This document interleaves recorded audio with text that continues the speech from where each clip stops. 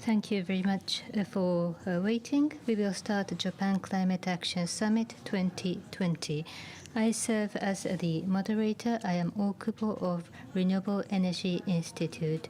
JCI, the Japan Climate Initiative, was established 2 years ago. WWF, Japan CDP Japan, and REI. The three organizations jointly operate as the secretariat of JCI. Japan Climate Action Summit, JCAS, is how we call this event. This is the third event to be held online, and therefore I am extra nervous.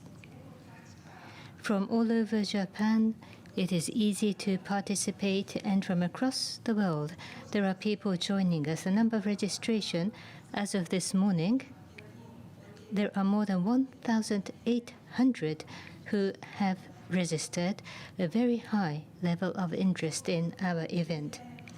It so happens that the government of Japan is working on revising the basic energy policy, and the discussion has started. Here in this event, it would be the discussion by non-state actors. Under this pandemic, what is the positioning and the activities of actions against climate change? What is expected to happen going forward? We would like to discuss, including our guests from overseas. A few housekeeping. There is simultaneous translation of English and Japanese languages on the Zoom display. Please find the Earth mark where it says interpretation. Please choose the language, either English or Japanese. As for the presentation material by the speakers, for those with consent, they will be shown on the website of JCI on a later occasion.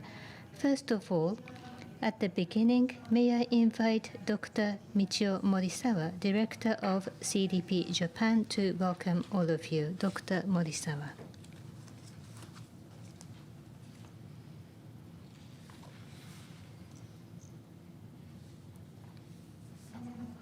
Ladies and gentlemen, this is MORISAWA of CDP. On behalf of JCI, please allow me to welcome all of you at the outset. At the end of the weekend, there was a typhoon. Many were affected, and if you are in distress, I express my deepest condolences. In fact, many of you might have recalled that we also suffered from similar massive typhoons at the same time last year. There are more frequent typhoons year after year. It is said that the reason is because typhoons are generated in the southern sea of Japan, according to the Japan Meteorological Agency. They generate and arrive at Japan soon, and therefore the disaster and the damage are becoming larger. This is happening all over the world, not only in Japan. In the dry, arid areas, because of higher temperature, there are wildfires, and that cannot be stopped. There are major impacts onto lives as well as farm produce. Not only climate change, this is indeed a climate crisis, not just a change. I have some slides. First of all, I would like to go back and briefly look at how JCI was established back in July 2018. The Paris Agreement was adopted in December 2015, as all of you know and recall, because due to anthropogenic activities after the Industrial Revolution, the world has warmed. To keep the temperature rise of the world no more than 2 degrees and aim to keep the temperature rise at 1.5 degrees. In September 2016, United States, China ratified, and with the ratification of EU, India as of October, it went beyond the 55 countries, and the agreement entered into force in November. Japan ratified after the entry into force. As a result of the U.S. president's election in 2016 fall, Mr. Trump took office in 2017. He announced withdrawal from the Paris Agreement in June 2017. But soon after that, we are still in. The non-government actors organization started, it literally means they still work in the Paris Agreement. The goal of the US government is still in place, live, as the goals of the state government. Japan is not withdrawn from the Paris Agreement, but Japan's goal is not ambitious, and therefore between companies, local government authorities and organizations, Japan's NSA group, Japan Climate Initiative, was established in July 2018 to be more proactive. I mentioned about non-state actors in US and Japan, not in the EU, you might question, but in the EU, government do have goals, so there is no need for non-state actors to be proactive. 5 years from 2015, which means this year by 2020, it was planned that the Paris Agreement and their goals will be reviewed. European Commission did review their goal, and they decided that by 2030, that their target reduction will be at least a 55% reduction, made more ambitious, which was announced last month.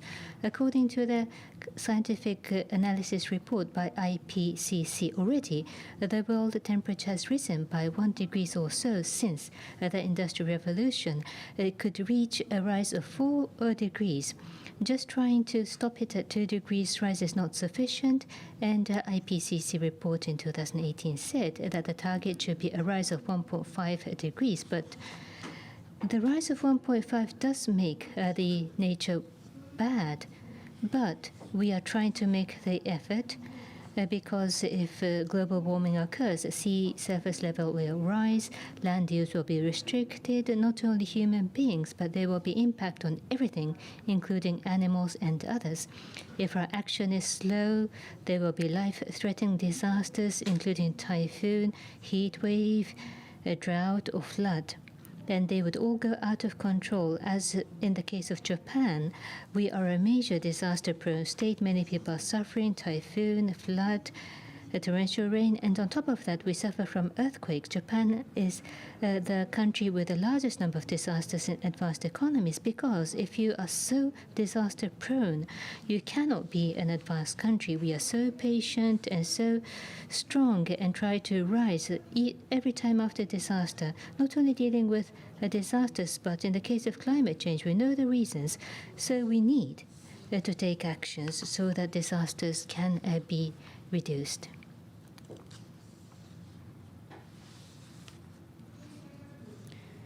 In order to decarbonize while continuing economic activities means innovation is required. Ministry of Environment has estimated, based on statistics data and under certain economic assumptions, and across Japan, there is a maximum potential of renewable energy supply, which is 1.8 times larger than Japan's demand. In the case of blue area, supply is larger than the demand. Green is self-sufficient. Renewable energies, including solar, wind, or hydro, these potentials are larger in the local region than in the urban areas. There is a smart community idea of Agency for Natural Resources and Energy. Offshore wind, solar can be utilized. Already in Fukushima, there is an effort to use renewable energies in the local regions. So now, Japan will no longer need to depend on import, but would be able to create energy in Japan. Electricity storage technology or further use of energy or energy sharing networks or business opportunities, there are abundant opportunities. One action might only be a dot, but if they are connected, they become a line, and then they will grow into areas and services. Possibly this could cover the entire Japan, and many in the world are waiting for this development in Japan. Because of the spread of the pandemic, many lives have been lost. A global economy, Japanese economy, corporate performances, employment are struck heavily. Economy has slowed down because of the pandemic. That suppresses energy consumption, and as a result, it is expected that the CO2 emission has gone down because of the infection. But rather than short-term emission reduction just because of the shrinking economy, there must be a transition to decarbonized society. There must be a continuous and significant reduction of emission, which is compatible with economic activities and growth. Medical and health workers continue to work in an intense and nervous environment. The people in tourism and eating and restaurant industry are having difficulty, but now we know online working, at-home working is possible. Work style has changed. Population that are concentrated in urban centers are now moving to local region. This is an opportunity to decentralize. Already, feasibility analysis, smart community activities have been initiated. Until last year, all of you joined us physically here, but today we are organizing this event online. Many people can listen in. International experts can talk to us from home without traveling to Japan. 10 years ago, back in 2010, already we were talking about the future possibility that events could be held online. 30 years ago, in 1990, there were sort of whispers thinking that maybe something like this might be possible. So 10 years from now in 2030 or 30 years from now in 2050, it would be changed dramatically. In order to decarbonate Japan, there are sustainable business models that are emerging. This gives us opportunity to spread these technologies not only in Japan but abroad, not only in developing economies but also in emerging economies, including Asia and Africa. May I conclude my remarks by wishing that today's symposium will be an encouragement for the effort of each and every one of you. Thank you very much for joining us. Thank you very much, Ms. Morisawa. We have two messages from abroad. The first one is Special Envoy of COP26, Mr. John Martin.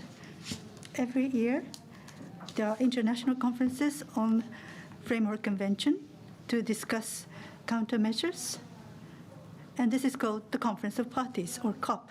This is supposed to be the 26th COP to be held in 1 month time in the UK. COP26. After the implementation Paris Agreement, this was going to be the first meeting, and it was to be a very important conference to try to lower the targets. With COVID, the meeting itself has been postponed by 1 year, but towards COP26, COVID as well as climate challenges. We do have a message from Mr. Martin for Japan. Please view the message. Thank you, Japan Climate Initiative, for inviting me to give a speech at this Japan Climate Action Summit 2020. I am John Merton, COP26 Envoy. I lived in Japan about 20 years ago as a diplomat, so it's great to be able to deliver a very important message to all of you attending this summit. The impacts of climate change are being felt across the world. We see extreme weather events every day in the news. As climate change accelerates, so will these extreme weather events, bringing devastating and long-lasting impacts to our economy and community. The COVID-19 pandemic has also caused global heartache, disruption, and economic damage. But the long-term impacts of climate change will be much greater. We therefore need to make sure that as we build back our economies from COVID-19, we do in a way that supports the battle against climate change. The decision we make now will impact the environment for years to come. Every new coal power plant financed by Japan will drive climate change for decades.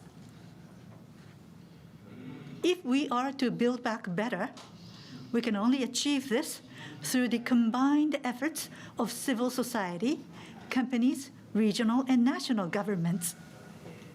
Many of you attending today are pushing the climate agenda forwards in your respective regions and businesses. The work you are doing is vital in our efforts to keep global warming in line with the goals of the Paris Agreement. With over half of Japan's population now represented by these governments, I hope that the government of Japan will join the UK in our commitment to achieving net zero greenhouse gases by 2050, something that was implicit in the Paris Agreement that our governments signed in 2015. Climate action isn't just do-gooding. A green recovery makes economic sense. Renewables are cheaper than fossil fuels around the world and getting cheaper every day. 1 billion yen invested in renewables creates more jobs than the same amount invested in fossil fuels. Getting our power from the wind, sun, waves, and the Earth's core reduces our dependence on imported fossil fuels. Increasingly, if we want to grow our economies, we must green them. Japan is no exception. As the country holding the COP26 presidency held next November, the UK is calling on all nations, leaders, and businesses to take immediate action to do their part in tackling the climate crisis.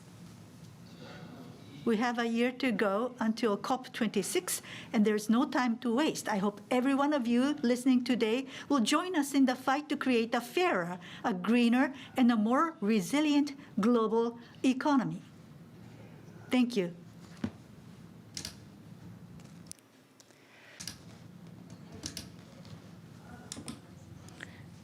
Thank you very much. Dr. MURTON has been stationed in Asia, and what a nice surprise. He spoke in the Japanese language. Thank you very much, Ambassador Dr. MURTON. Across the world, many institutions are announcing more ambitious goals. Thus, the other day, the EU has announced that they would reduce 55% of the emission by 2030 compared to 1990. And the largest coal consumer, China, has announced that they will go carbon neutral by 2060. Such surprising ambitious goals are being announced. In the case of Japan, Japan submitted to the United Nations spring that the goal remains unchanged. Japan also is trying to recover the economy in the two crises of the pandemic and the climate. And the message was that Japan also urgently needs to take action. Thank you very much. By surprise, we have received another message from the United States this morning. The founder of Bloomberg Foundation and Bloomberg, former mayor of New York, Mr. Mike Bloomberg. Mr. Bloomberg organizes an annual event of non-state actors, including local government authorities and enterprises. He convenes GCAS, a Global Climate Action Summit in New York, every year. He has kindly sent his message to the Japan Summit. Please enjoy. Everyone, we all know the pandemic is a once-in-a-lifetime crisis, or at least we hope so. It also presents an exceptional opportunity, one we can't afford to miss. Together, we have the chance to rebuild a stronger, more sustainable global economy with new jobs and clean energy. Thankfully, local leaders are already helping to drive that green recovery from the ground up. A great example is the America's Pledge initiative.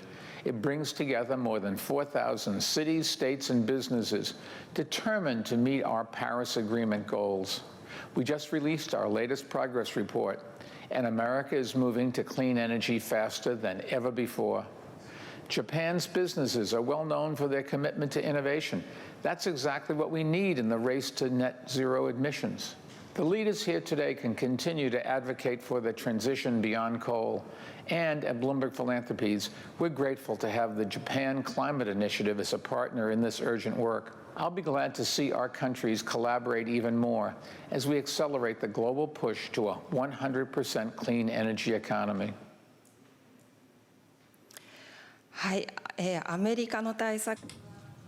Thank you very much. The U.S. activities are led by local governments, businesses, and NGOs. Even if the central government is not working, other actors are. So why not Japan together? Thank you for the very encouraging message. As was mentioned, Mr. Bloomberg is also promoting an activity called America's Pledge. A pledge is the goal, target of climate actions. This is to quantify how much reduction has been achieved by American businesses and local government authorities.